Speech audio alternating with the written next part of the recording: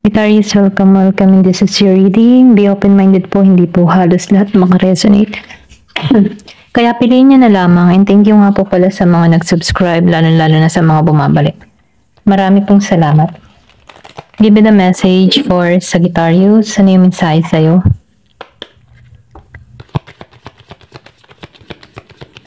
Give me the message for Sagittarius.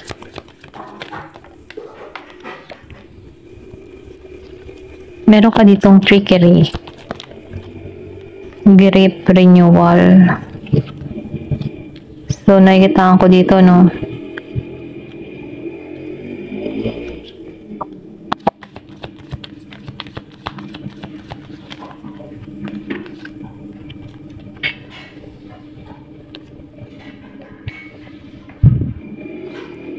Palampasin ko muna yung tricycle.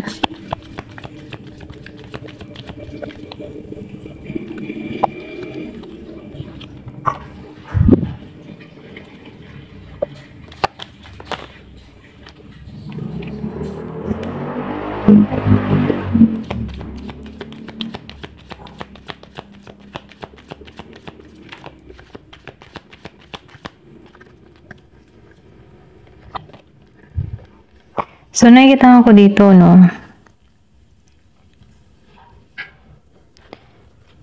Meron ditong tao na tinitricks ka, or pwede rin sabihin, dinadaya ka, inuuto ka, okay? Pwede rin itong nasa trabaho mo, okay? Kumbaga, ikaw yung tipo ng tao na mabait eh. Kumbaga, pwede rin sabihin, inaabuso nito yung kabaitan mo, okay? Ito rin nafe-feel ko. May panlilin lang, may panluloko. Kaya ingat ka, no, sa mga pagkukwentuhan mo, sa pagkakatiwalaan mo. Kasi nafe-feel ko dito may tricks. Kung meron mga magagandang nangyayari or nagaganap sa'yo, huwag ka na lang muna magsabi-sabi ng mga masasaya or magaganda, okay? Kasi nafe-feel ko dito, meron ditong mautak na tao na uutakan ka. Pero ganun pa man, ano, yung iba sa inyo, nakikitaan ko dito yung renewal. Nakikitaan ko dito may pagluha ka din nangyayari. Yung iba, ano, kumbaga, yung iba sa inyo may nawala sa buhay, na kung saan, ano, ito yung ikinasama mo ng pakiramdam. So, nakikita ko dito, meron ditong ginawan, okay? Kasi lumabas yung mysticism.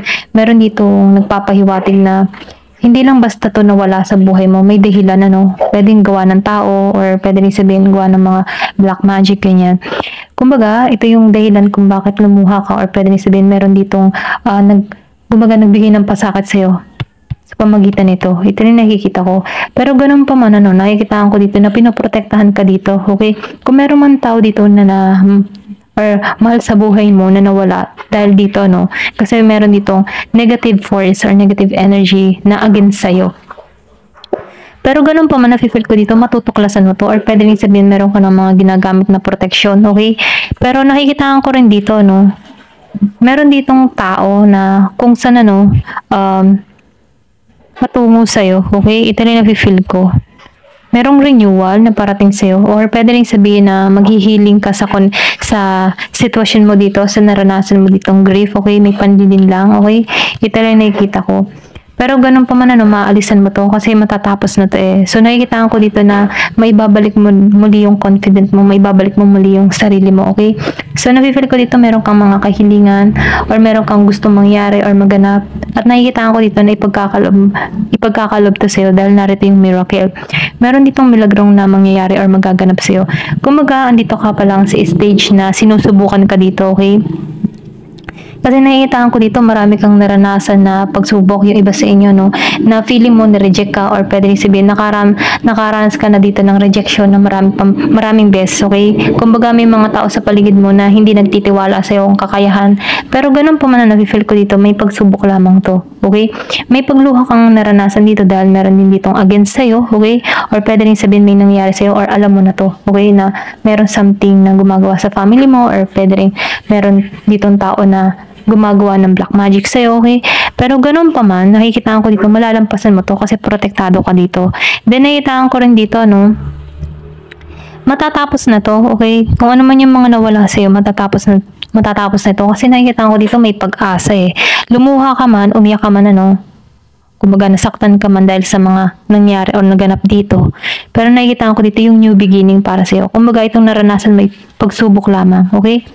Makikita mo dito sa mga daon may pagluham, kumbaga may masalumuot na nangyari, may nawala, okay? Pero nafe-feel ko dito na meron dito naghihintay na bago kasi meron ditong miracle na parating sa'yo. Ito na yung nakikita ko, no? So, hindi halos lahat ng makaka-resonate dito kasi nafe-feel ko dito na may nangawala or meron kang mahal sa buhay na nawala dahil sa ganito. Voodoo, kulam, ganyan.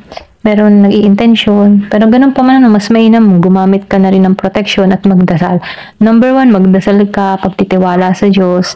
And syempre, mainam din na yung tipo na maglagay ka din ng mga protection sa tahanan mo, okay? Marami namang mga halaman na protection or pwede rin sabihin na holy water, okay? Kumbaga, kailangan mo lang diyan mag-search, okay? Para maprotektahan yung sarili mo. Kumbaga, i-search mo kung ano yung mga kontra sa mga ganyan, Ito lang yung mensahe. Kasi hindi din may iwasan na kahit wala kang ginagawa, ay meron at meron tao na gumagawa ng hindi maganda para hindi ka magtagumpay sa buhay. Kumbaga, maybe napagkatuwaan ka dito or pwede rin sabihin na hindi na to nagugustuhan yung nangyayari sa inyo, okay? So, meron ditong House of 8. So, nakita ko rin dito, yung iba sa inyo, meron kang takot na kinaharap before, pero nafe-feel ko dito na malalampasan mo to. Kumbaga, haharapin mo tong takot na to, okay? Pwede rin patuloy ka pa rin ginagawan dito. Yung iba, hindi halos lahat. Pero ganun pa man, nakikita ko dito na magkakaroon dito ng transformation, okay? Kumbaga, meron din ditong karma. Kung sino man yung gumagawa ng hindi maganda sa'yo, meron ditong karma. Hindi naman palaging silang magwawagi dito. Kaya nakikita ko dito, manalangin ka, magtiwala ka sa Diyos. Bahala na si God sa mga taong ganito, okay? Kasi may milagro nasa iyo yung miracle. Hindi kanya pababayaan dito, ginagabayan ka dito. May nawala man sa inyo dahil may dahilan, kumbaga may sacrifice, okay? Para nang sa ganun, pwedeng ikaw ang makatuklas ng kontra dito, okay? Ito na nakikita ko. Ito lang nafe-feel ko, pwedeng gumawa ka na ng hakbang para kontrahin to, okay? Sa mga ganito, okay? Give me the message. Kasi nakita ko dito yung transformation na magaganap sa'yo. So, meron dito Mercury. So, nakikita ko dito na matututunan mo to or meron kang maaral dito, okay? Meron kang gagawing hakbang dito. So, nakikita ko rin dito, yung transformation na magaganap or mangyayari sa'yo. Yung iba naman sa inyo, nakikita ko dito yung pagbabago. Meron ka ditong trabaho na parating, yung iba hindi halos lahat, tulad ng sa communication, okay? Kumbaga, pwede rin magaling ka manalita or magagamit mo to or pwedeng ito na yung ginagamit mo yun tulad ng natatrabaho ako sa call center, mga ganyan, chat support or help support, okay?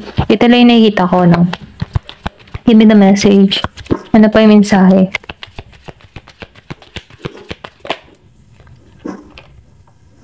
So, nakita ko rin dito, meron ka ditong aaralin or meron ka ditong gagawin, okay? Kumbaga, meron kang isi-search dito sa Google, ganyan. Kumbaga, magkakaroon ka dito ng talino, okay? Or meron ka ditong gagawing hakbang, magsa-search ka na dito. Kung ramdaman sa sarili mong ginagawa ka dito, meron kang gagawin, magsa-search ka dito kung paano to hadlangan or kontrahin, okay? Ito lang yung nafe-feel ko sa'yo. Give me the message.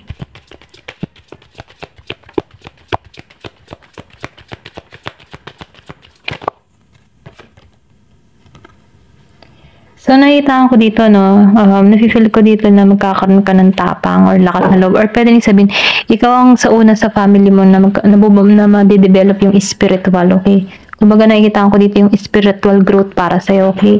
Ito lang nakikita ko rin dito, maglalakas loob ka or magkakaroon ka ng tapang. Pwedeng ikaw rin yung makawasak ng sumpa kung sinumpa kayo dito, okay? Ito rin nafe-feel ko kasi may pagluha. Ito rin nakita ko. Pwedeng merong nawala sa family mo, okay? Dahil sa ganito. Or meron ditong taong gumagalit. Wala kang idea dito. Pero ganun pa man, kahit wala kang idea para rito, mainam may kontra ka sa bahay mo, okay? Ito lang yung mensahe sa'yo. Thank you for watching. Love and peace.